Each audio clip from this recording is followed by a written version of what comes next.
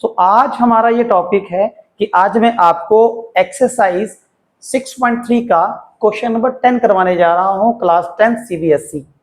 Punjab board का भी same ही है। चलिए आइए समय ना गवाते हुए स्टार्ट करते हैं। हमारा क्वेश्चन नंबर 10 क्या है, ठीक है।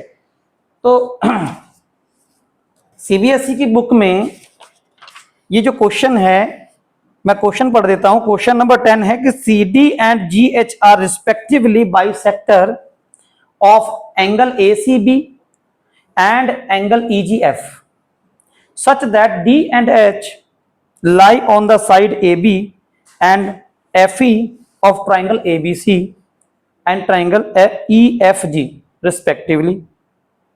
और हमें इसमें गिवन है कि अगर वो ट्राइंगल ABC सिमिलर है ट्राइंगल FEG के, तो हमें शो करना है। नीचे 3 पॉइंट्स दिए गए हैं। चलो ठीक है, क्वेश्चन मैंने पढ़ा।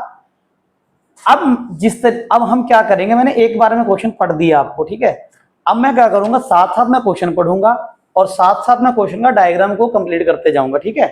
तो बेटर तभी समझ आता है कि जब हम साथ साथ क्वेश्चन पढ़ें और साथ साथ में क्वेश्चन को डायग्रामेटिकली बनाना भी स्टार्ट करें। ओके, तो देखिए उसने ये कहा था कि ये तो क्लियर है कि हमारे पास दो ट्राइंगल्स हैं, उसमें एक ट्राइंगल है ABC, मैं बना रहा हूं, एक ट्राइंगल है ABC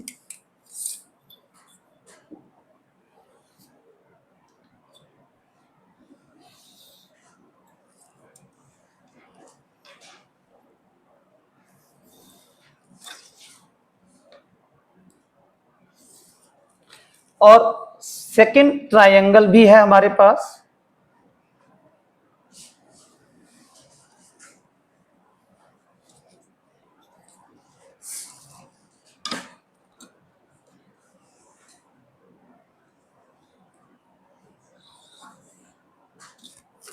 क्योंकि देखिए स्टूडेंट्स, मेरी तो शुरू से आदत है, जब मैं स्टूडेंट था स्कूल में तो मुझे तो बिना डायग्राम के कभी समझ आता ही नहीं था, ठीक है। आई वॉज ए 60% स्टूडेंट, पर मैं खुश हूं। क्यों? क्योंकि मैं कभी भी मार्क्स की दौड़ में शामिल हुआ ही नहीं। मेरी आदत ये थी कि मुझे जो समझ आता था मैं बस उतना ही कर पाता था। रट्टा वेकेशन तो मुझे कभी हुआ ही नहीं, और मैं आपसे भी यही रिक्वेस्ट करता हूं, कभी भी रट्टा वेकेशन लाइफ में नहीं करना। रट्टा वेकेशन आपको याद आता 2 दिन तक याद रहेगा, 3 दिन तक याद रहेगा, फिर आपको भूल जाएगा। मेरा एक सिंपल सा फंडा ये होता है, मैं अपने स्टूडेंट्स को भी यही समझाता हूँ, यही बैठे हुए हैं, कि यही समझाता हूं। मैं थोड़ी देर बाद कैमरा इसको रोल करूंगा और आपको अपने स्टूडेंट्स को भी इससे भी मिलवाऊंगा, ठीक है। तो मेरा ये, मैं हमेशा अपने स्टूडेंट को यही समझाता हूं कि बेटा देखो, आपने आधा घंटा लगा करके रट्टाफिकेशन किया, 30 मिनट्स लगा करके आपने रट्टाफिकेशन किया किसी क्वेश्चन का, ठीक है, ओके। 3 दिन बाद या 2 दिन बाद आप भूल गए, इट मीन्स जो आपने 30 मिनट्स लगाए थे उसको रटने में, 3 दिन बाद वो वेस्ट हो गए, ठीक, क्योंकि क्वेश्चन भूल गया आपको। पर अगर मैं आपसे ये कहूं कि 30 मिनट प्लस आप 10 मिनट और लगा लो एक्स्ट्रा उसको समझने में, दैट मीन्स 30 की जगह पे आपने 40 लगा ली, तो समझी हुई चीज आपको कभी भूलेगी नहीं। तो इसका मतलब आप 30 की जगह 40 मिनट्स लगाओ, उसको समझो ताकि वो आगे तक याद रहे, तो आपके 40 मिनट्स कभी वेस्ट नहीं होंगे। हाँ, 30 जरूर वेस्ट हो जाएंगे। तो यहाँ पे कैलकुलेशन ये है कि आप 10 एक्स्ट्रा लगा के अपने 30 बचा रहे हो। चलिए आइए क्वेश्चन की तरफ बढ़ते हैं। तो मैं इसको मार्क कर देता हूं कि ये हमारा है जी A, B और C, एंड मेरा सेकंड जो है FEG है, FEG है। हमारे क्वेश्चन में कहा गया है CD and GH are respectively the bisector.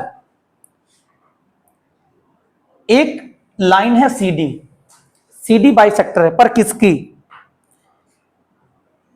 ACB की। तो आप देखिए कि हमारा ACB कहां है, ये ACB है। तो ACB का मैं एक बाइसेक्टर ड्रॉ करूंगा जिस तरीके से मुझे क्वेश्चन में उन्होंने कहा है, ओके। तो ये लीजिए, मैंने ड्रॉ कर दिया बाइसेक्टर, इसको नाम दे दूंगा मैं, CD था नाम, है ना, ओके।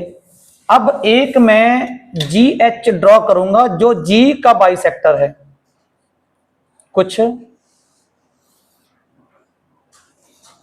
इस तरीके से। तो यहां पे मैं पॉइंट दे दूंगा H। अब हमारे मैं क्वेश्चन को पढ़ता हूं, अब आपको क्लियर समझ आ जाएगा कि भैया एक ABC था और एक FEG था। मैंने C से D एक लाइन ड्रॉ की जो कि बाइसेक्टर थी C की, मतलब बाइसेक्टर मींस कि C के दो इक्वल पार्ट्स हो गए हैं यहाँ पे। तो मैं थोड़ी मार्क कर लेता हूँ यहाँ पे, इसको 1 कर लेता हूँ, इसको 2 कर लेता हूँ, दोनों इक्वल पार्ट्स हैं। और GH जो है वो बाइसेक्टर G की है, तो इसलिए ये 3 एंड ये 4 ये बराबर होंगे। इसके अलावा और मुझे क्या इंफॉर्मेशन गिवन है बच्चे कि मैं आपको ये कह रहा हूं कि आप चाहे 2 मिनट एक्स्ट्रा लगा करके क्वेश्चन तो अच्छे से पढ़ लिया करो। अदरवाइज कि आपने अगर क्वेश्चन को 2 मिनट एक्स्ट्रा दे के अच्छे से पढ़ लिया तो आपकी मिस्टेक्स के चांसेस बहुत कम हो जाते हैं। मैं नहीं चाहता कि आप 15 मिनट लगा करके एक क्वेश्चन को सॉल्व करो, और सॉल्व तो वो क्या ही होगा क्योंकि आपने वैल्यू ही गलत पढ़ी हुई है। तो शुरू से आप वैल्यू गलत पढ़ के चल रहे हो तो फाइनल एग्जाम में आप बैठे हुए हो, आपने 15 मिनट बाद आपका क्वेश्चन ही निकलेगा। क्यों? क्योंकि आपने ऊपर कोई वैल्यू ही गलत पढ़ ली। तो पहले ये कन्फर्म करो कि मैं अपने क्वेश्चन को अच्छे से पढ़ूं ताकि मेरी आगे चल के कोई मिस्टेक ना हो, और उस जो पढ़े हुए क्वेश्चन में से जो वैल्यूएबल डेटा है उसको अपने माइंड में रखो। ठीक है। अच्छा, अब यहाँ पे एक कंडीशन मुझे दी गई, उन्होंने ये किया हुआ कहा है कि if ABC similar to triangle FEG।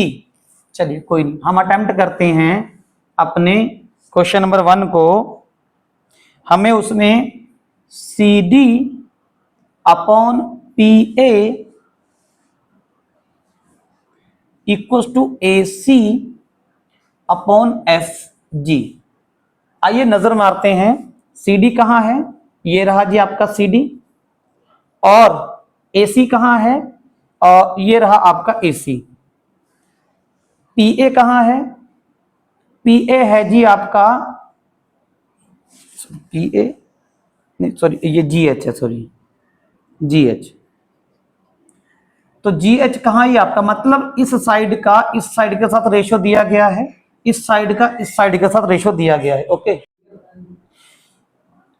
आइए देखते हैं आगे अब कि हमें क्या प्रूफ करना है। पहले हमें प्रूफ करना है कि CD ओवर GH, तो इधर से CD का रेशियो और इधर से GH का रेशियो गिवन है, हमको गिवन नहीं है, प्रूफ करना है, सॉरी प्रूफ करना है इक्वल्स टू किसके, और इधर से AC और FG का। एक हमें ये प्रूफ करना है। सेकंड पॉइंट में हमें प्रूफ करना होगा triangle DCB similar to triangle HGE, और तीसरा हमारा होगा ट्राइएंगल DCA ट्राइएंगल HGF। देखो स्टूडेंट्स, मैं क्वेश्चन टफ आपके लिए तो सारे क्वेश्चन टफ हैं, आपके लिए सारे क्वेश्चन टफ हैं। तो मैं कभी भी स्टूडेंट्स का हौसला ये कह के नहीं तोड़ता कि भैया बेटा ये क्वेश्चन बहुत मुश्किल है। तो अगर आप पहले ही ये बोल दो कि क्वेश्चन बहुत ही मुश्किल है तो उसका आधा इंथुआजियाज्म टेम्पर पहले ही डाउन हो जाता है। तो कोशिश करो, टीचर हूं मैं, मुझे पता है क्वेश्चन आपके लिए तो सारे टफ हैं, तो क्या मैं सभी क्वेश्चन को टफ कहता रहूंगा? तो क्वेश्चन टफ नहीं है, सिर्फ एक समझ की बात है, क्वेश्चन बहुत ही इजी है। सो चलिए प्रूफ करते हैं इसको, अपना आगे बढ़ते हैं सॉल्यूशन की तरफ। पहले देख लेता हूं मुझे गिवन क्या है। मुझे गिवन है क्वेश्चन में भैया triangle ABC is similar to triangle FEG। मेरे साथ भी ये प्रॉब्लम हुआ करती थी कि मेरे क्लास में टीचर्स के पास लिमिटेड टाइम होता है तो फटाफट बोल जाते हैं ABC FEG। तो मेरे साथ क्या दिक्कत रहती थी कि जब तक मेरे टीचर ABC बोलते थे और मैं ट्राइंगल ABC को देखता था तब तक वो FEG बोल जाते थे। मतलब फिर मैं FEG देखता था कि FEG क्या है, तब तक मेरे टीचर कोई और ही साइड बोल जाते थे, जैसे EG is parallel to some other side. तो मैं ये कहने की कोशिश कर रहा हूं कि आपने अपनी नजर को इतना फुर्तीला रखना है, तेज रखना है कि जैसे ही मैं एबीसी बोलूं उसी वक्त आपको एबीसी देखना है कि एबीसी कहां है। जैसे ही मैं एफईजी बोलूं आपको फटाफट देखना है कि एफईजी कहां है। ज्योमेट्री में मेरे साथ जो दिक्कत मैंने एक्सपीरियंस की वो भी आपको बता रहा हूं कि आप वो दिक्कत एक्सपीरियंस ना करें। इसमें थोड़ा सा ना आपको ध्यान बहुत ज्यादा देना होता है कि टीचर कब कौन सी चीज को किसके पैरेलल किसको किसके परपेंडिकुलर बोल रहा है, उसको फटाफट देखना होता है, तभी आपको ये ज्योमेट्री क्वेश्चन इजीली समझ आएंगे। तो आप कोशिश करना। तो ए बी सी और एफ ई जी हमें सिमिलर दिए हुए हैं, तो इस हिसाब से ये पूरा ट्रायंगल और ये पूरा ट्रायंगल मतलब ट्रायंगल 1 एंड ट्रायंगल 2 ये दोनों ट्रायंगल सिमिलर है। तो सिमिलर होने का मतलब क्या होता है, हम पहले पढ़ चुके हैं प्रीवियस लेक्चर्स में कि अगर ये दोनों ट्रायंगल सिमिलर हैं, एक दूसरे के सिमिलर हैं, तो दोनों की कॉरस्पॉन्डिंग साइड्स का रेशो, ठीक है, इक्वल होगा। तो इस हिसाब से ए बी का रेशो एफ ई और ए सी का रेशो एफ जी और बी सी ई जी के रेशो में होगी।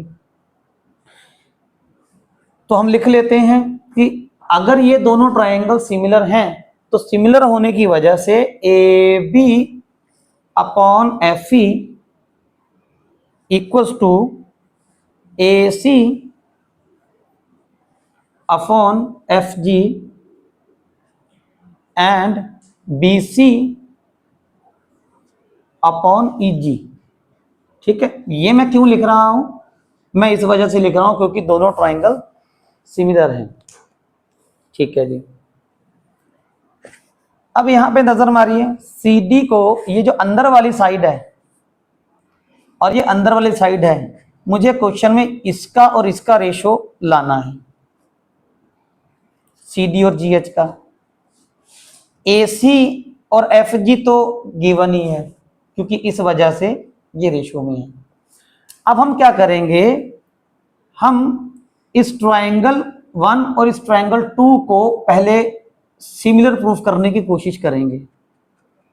ठीक है, अब सिमिलर किस तरह से प्रूफ करेंगे, देखिए बच्चे, बात ये होती है कि कई बार बच्चों को ना ये पता नहीं चलता कि मुझे इस चीज को प्रूफ करने के लिए, मुझे इस चीज को प्रूफ करने के लिए ट्रायंगल कौन से उठाने हैं। तो ये बड़ा सिंपल है, जिस ट्रायंगल में आपको ये सभी साइड्स मिल रही हो आपने वही ट्रायंगल उठाने, ये इसका सिंपल आंसर है। तो क्योंकि देखिए C D G H A C F G, C D ये रहा, जी एच ये रहा, ए सी ये रहा और एफ जी ये रहा, तो इसका मतलब है कि अगर ये साइड ये साइड ये साइड और इस साइड की बात हो रही तो भैया ट्रायंगल भी तो मेरा बेटा यही बना ना, ये वाला, क्योंकि इस इन दोनों साइड की बात हुई है इस क्वेश्चन में, इन दोनों साइड की बात हुई है इस क्वेश्चन में, तो ट्रायंगल ये वाला होगा। तो ये बहुत आसान है गेस करना। अब मैं लूंगा अपने फर्स्ट क्वेश्चन को प्रूफ करने के लिए, मैं कौन से दो ट्रायंगल उठाऊंगा, आपको दिख रहे हैं A C D F G H. तो हम लिखेंगे in triangle A C D and F G H. इन दोनों ट्रायंगल को जब मैं सिमिलर प्रूफ कर दूंगा तो इन दोनों ट्रायंगल का की जो ये रेशो है ऑटोमेटिकली प्रूफ हो जाएंगे इक्वल। ठीक है, तो अब देखिए ए सी डी और एफ जी एच में हमें क्या मिला, एफ एंगल ए और अगर ये दोनों ट्रायंगल सिमिलर हैं, ये दोनों ट्रायंगल अगर सिमिलर हैं तो इसका एंगल ए और इसका एंगल एफ, ये दोनों क्या होंगे, इक्वल होंगे। तो मुझे यहां पे लिख लेना चाहिए था, यहां पे लिख लेना चाहिए था पहले ही, angle A equals to angle F. तो इन दोनों ट्रायंगल में एंगल ए और angle F, angle A and angle F ये क्या है, इक्वल एंगल है। इसके बाद इस साइड का रेशो AC एफ जी मुझे यहाँ पे गिवन है ये वाला, ए सी अपॉन एफ जी।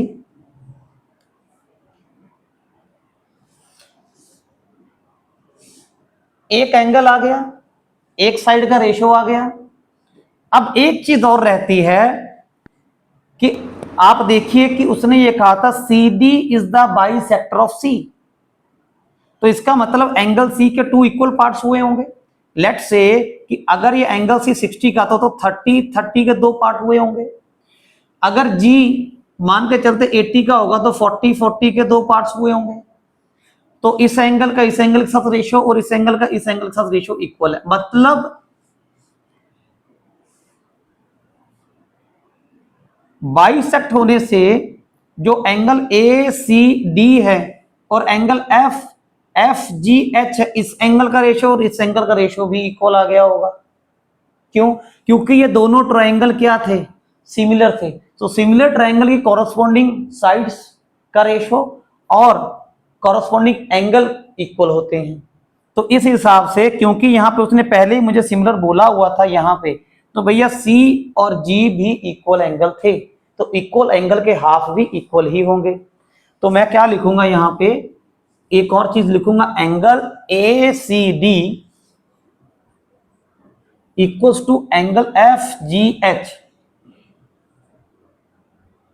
ये दोनों एंगल इक्वल होंगे। मैं एक और यहां पे साथ साथ में, वीडियो तो चलो थोड़ा मेरा लंबा हो जाएगा, क्या हो जाएगा 2 मिनट बढ़ जाएंगे, पर मैं आपको ये बताना चाहता हूं कई बार बच्चे ना एंगल लिखने में गलती कर देते हैं। कई बार वो डायरेक्टली लिख देते हैं एंगल जी और एंगल सी बराबर हैं। लिखना उन्होंने हाफ होता है, लिख वो देते हैं सी और जी। ये लिखना बेटा सरासर गलत है। गलत ये है कि एंगल सी की अगर आप बात करोगे तो जो आपका टीचर है, जो आपका एग्जामिनर, आपका जो क्वेश्चन पेपर चेक करेगा, वो सोच लेगा कि आपने ए सी बी लिखा है, क्योंकि वो एंगल सी लिखने से एंगल सी को पूरा एंगल मान के चलेगा। पर क्योंकि आपके हिसाब से आप लिख रहे थे आधा एंगल, तो आधा एंगल दिखाने के लिए आपको प्रॉपर प्रॉपर उसके पॉइंट्स बताने पड़ेंगे, ए सी डी, ताकि चेक करने वालों को प्रॉपरली पता चल जाए कि भैया बच्चा ए से लेके सी, सी से लेके डी की तरफ इशारा कर रहा है, तो इसका मतलब आधे एंगल को के लिए बता रहा है। तो यहां तक आप देख सकते हो कि मुझे क्या मिल गया, एक एंगल मिल चुका है, एक हमारी साइड मिल चुकी है और एक हमें फिर से एंगल मिल गया। तो आप देख सकते हो कि हमें गेट हो गया है एंगल साइड एंगल। तो बाय एंगल साइड एंगल, तो क्या हमें क्या कह सकते हैं, angle by angle side angle by, यहां पे लिख ले साइड पे, angle by angle side angle. जो मेरा हमने जो ट्रायंगल उठाए थे, ये दोनों ट्रायंगल उठाए थे हमने ना, तो ये दोनों ट्रायंगल को आपने लिख देना triangle A C D similar to triangle F G H. अब आप कहोगे कि सर प्रूफ तो कुछ और करना था। रुको, आ रहा हूं मैं, वहीं पे आ रहा हूं।